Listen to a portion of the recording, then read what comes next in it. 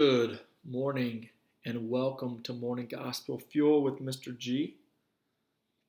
It is Friday, June 24th, the 12th week of Ordinary Time, and there's a lot going on today, June 24th. And I don't think it's mere coincidence of just the power of Jesus at work in the world, because it is the Solemnity of the Nativity of St. John the Baptist. And it is the solemnity of the Sacred Heart of Jesus. And it is the day in which Roe v. Wade has been overturned officially in the year 2022 on this day. And if you are a person of any sort of faith at all, we know that coincidence isn't just coincidence. Because you got the solemnity of the nativity of St. John the Baptist. So whenever Elizabeth, who is extremely old and is too old to bear children, becomes pregnant with life inside the womb, holding John the Baptist. So we've got Elizabeth, who is pregnant, celebrating this day today. And we also have the solemnity of the Sacred Heart of Jesus, whose just love pours out for us. And I would invite you to look at the Sacred Heart of Jesus image today, of all the suffering that he did for us out of love for us. But there's also the I'm not going to say it's not a solemnity, but it's a major day, a major victory for society, even though there's chaos now, because people's hearts are so broken and so confused. But it's a huge victory for life as Roe v. Wade is gone. And again, I don't think these are all coincidence.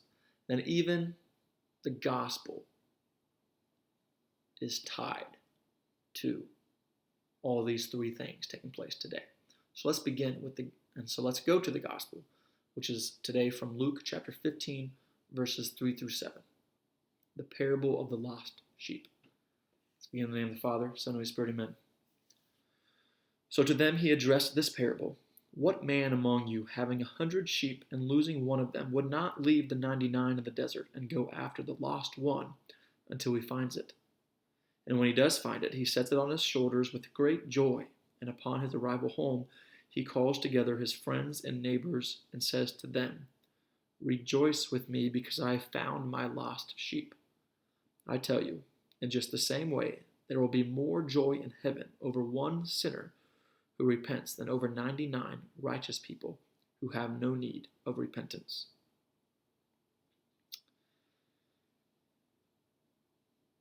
Now, hopefully this doesn't seem like a stretch, but I think it's very fitting that we can relate this gospel to today's events of, how many children are being saved today because of this court reversal of the U.S. Of the 99, but then who would not go after the lost one? I grew up on a farm. If cows get out, pigs get out, any sort of animal, livestock gets out, we leave everybody else penned and go get that one. Horses, whatever. That's just what we do because there's value in them. And it's the same thing. Jesus is seeking, that's why he ate with sinners. That's why he ate with those who were quote unquote unworthy in the eyes of the world. He wants to bring them back. That's why the Father rejoices at the prodigal son parable. There is great joy in one that is returning. And I believe there is just a great joy in heaven right now of the lives that will be spared and saved of those who would not have otherwise had a chance to live on this side of heaven. So, and we are all born with sin. That's if you know anything about original sin. So we could call this more joy in heaven over one sinner who repents than over 99. So rejoice for all those that are returning. Rejoice for the value of life today.